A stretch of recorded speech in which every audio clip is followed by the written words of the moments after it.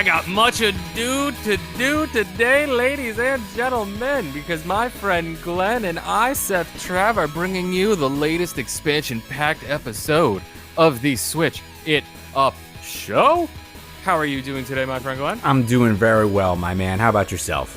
I'm doing quite well. In keeping with a bit of a summer vibe and theme, we're going back to the 1980s and remixing another classic because I'm going to bring on some Super Destronaut DX-2. But before I dive into that and our friend Glenn gets into even more nonsense, we got to let these sweet, sweet beats ride.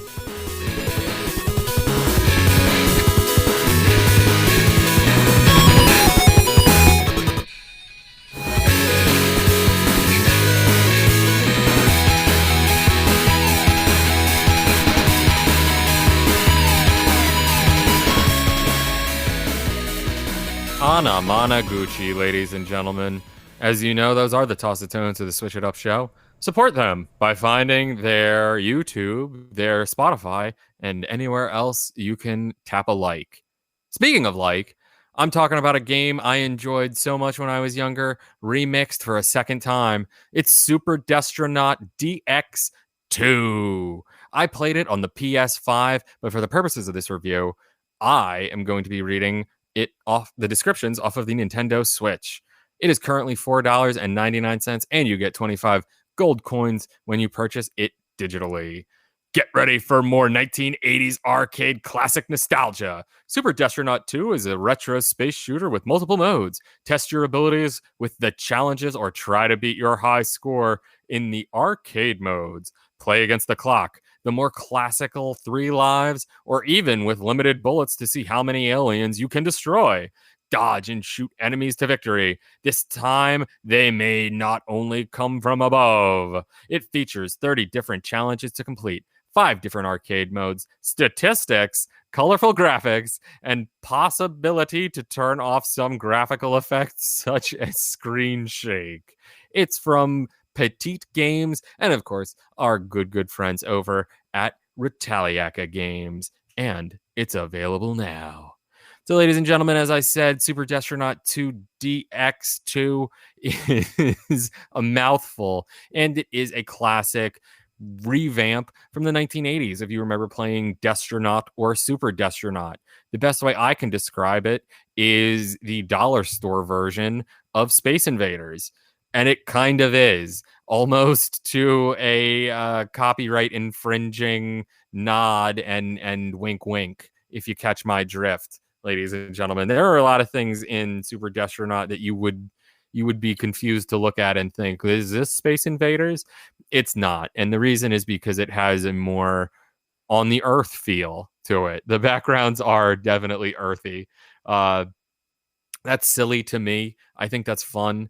But overall, there's not really a story to this. It's classic arcade action.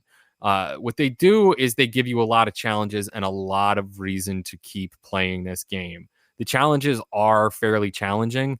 Things like the new limited number of bullets mode, I personally find more annoying than anything, and not necessarily the challenge I want out of a game like a Destronaut, like a Pac-Man, like any shmup, really, anything where I would want to just consistently be firing, which again, I guess that's why it's a challenge, and I guess that's why it's challenge mode. They want you to have to think about it more than you normally would. So I guess kudos to them for forcing some originality into a genre that has been around pretty much since games came around.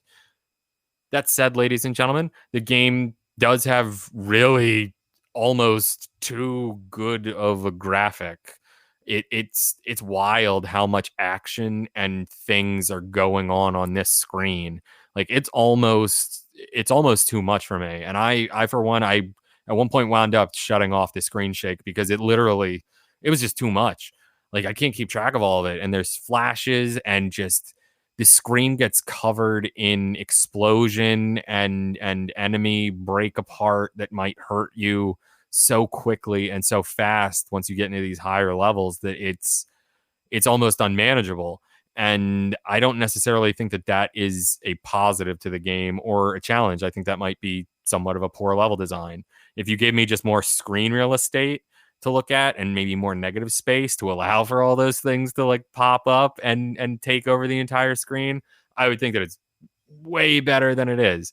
But it's almost to its detriment the amount of graphical overhaul they threw at this, because some of it's just not necessary. Shmups are still good, and they make new shmups regularly. We've reviewed a lot of them. Go back, check out some of those older episodes, and let us know what you think down here in the comments. But this game is not as good as some of those other shmups. And I can't necessarily tell if it's because it is being a revamp of an 80s classic and it wants to stay with that genre and keep homaging itself, or if it's that time has already passed it up and we need to play better shmups and better. I don't even know what the genre is. Rail shooter? It's not even a rail shooter. It's original shmupping. I think that's as good as you can call it. They call it arcade action, which again it is, but you're just shooting stuff. And I don't think I think shooting stuff should look cool, but not cool to a point where it's going to destroy you. Playing in the classic modes is fun. Again, turning down some of those graphical things is good. You can add other screen filters like a CTR, things like that, or CRT. Classic lines on a screen, make it look good, give it that sort of old fat TV feel. But again, it's one of those things. It's just like, why? It's 2021. Is that a selling point? If it's not the actual game from the 80s, I don't think I really want a screen like wipe to put over things to make it look like it's that old. Keep giving me the new. Make it good. Make it fun. The music is wild. It's an EDM fest, as you might expect, and it slaps a little bit. It does. It definitely slaps a little bit, but not enough to necessarily warrant a lot of play. This is a game that you would expect to be able to sit and play a lot, and there are times where I dove into it harder, but overall, I feel like I can only handle at max like 30 minutes at a time of this game, just because it's way too much. This is one when they give you the seizure warning, maybe take pause and consider it. But, ladies and gentlemen, because of all those reasons and more, I consider Super Destronaut DX-2 a 3 out of 5-star game. A little lower on the scale there, Mr. Trav. I'm going to see what I can do, maybe to shake things up a little bit, but I'm going to make no promises. My game is called Across the Moon, and I played it over on the PS5. It's available on the PS5, the PS4, and of course, the Nintendo Switch, where it is also $4.99. No Switch tax on this one. I really hate when games are more expensive on the Switch for like no reason. It's the same game. I don't understand why it needs to be more expensive on the Switch and less expensive on the PlayStation. You look like you were going to jump in, Mr. Trav. Go. I actually had seen a developer get on Twitter about this issue. Apparently, every other company but Sony allows for the developers or the publishers to set when you're going to do a sale. And that's why all the sales are consistent across everything but Sony.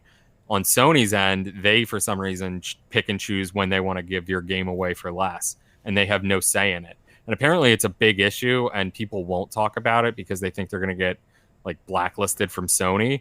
But the dude that was complaining about it was like, they don't sell on Sony anyway. No one buys our games off of Sony, which I think is super interesting because I love the trophies. I think that's a great thing to have, and it keeps me playing some of these worse games like the Super Destronaut 2, where I'm like, okay, cool, I've got a trophy. That's great. Maybe I can get some more and get that platinum real quick. But it's wild to me that like they, for some reason, wouldn't have it consistent across the board, and you would be beholden to Sony's thumb when there are other peripherals to use. Yeah, that doesn't make that makes no sense. I don't understand why it would be like that. You would think they make the game, they get to choose when they want to try to sell it for less, But you would think, but Sony themselves have always been weird on moves. I don't know about you, but take a look at Venom. Maybe they've got a look at those amazing Spider-Man movies. Sony's got odd ideas. Maybe they got some type of algorithm or something that can predict when they think they're going to be able to sell it more if they adjust the price. Who knows, my man. But I will say that you do get 25 golden coins when you purchase it on the Nintendo eShop. Now, the Cross the Moon is rated M, and I'm going to go ahead and give you the description from the eShop, just because, again, if you listen to the last episode, and you should be subscribed, make sure you go ahead and subscribe to the podcast. You can just search for Switch It Up Show. We'll pop up over on Anchor because we are on pretty much every platform. Don't want you to miss anything. But I'm going to read the description of this game on the eShop page. This is a little better. When you look up, the moon looks back. Something once great lies dormant beneath the cold streets of America's isolated capital, L'Amour. When it sleeps, it dreams, and when it dreams, it hunts.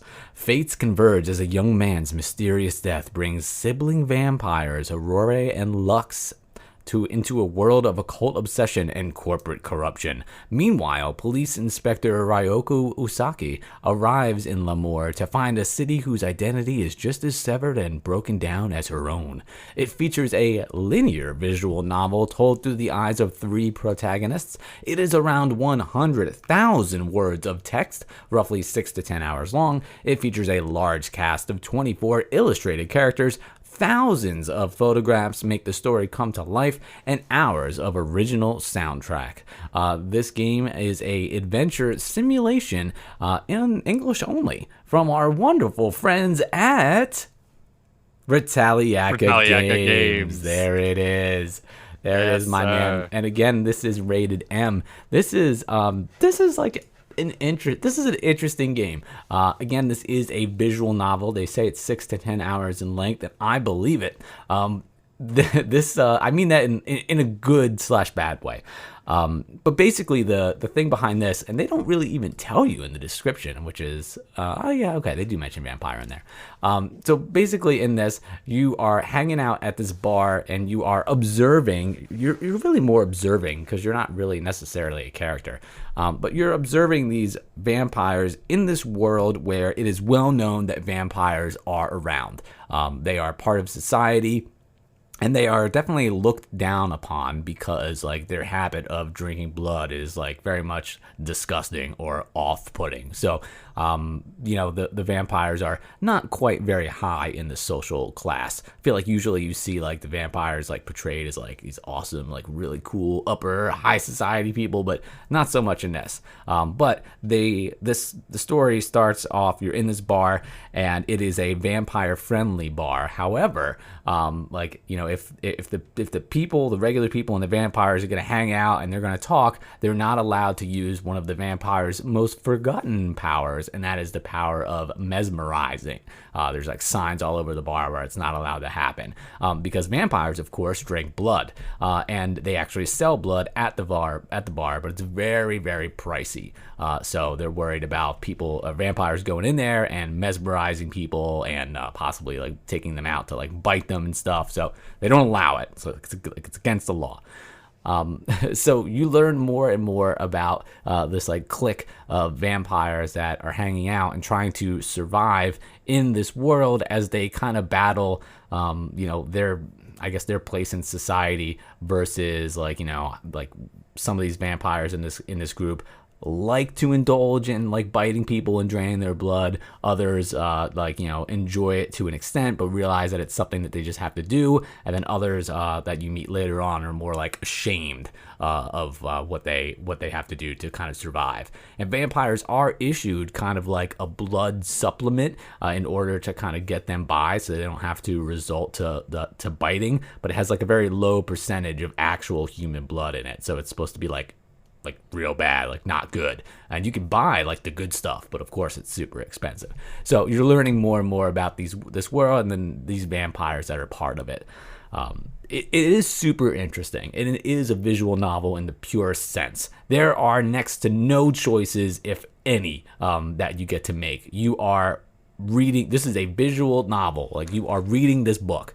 And they do the graphics in this, like, is all like hand drawn and illustrated. It looks awesome. It looks like a comic book or a manga, if you will.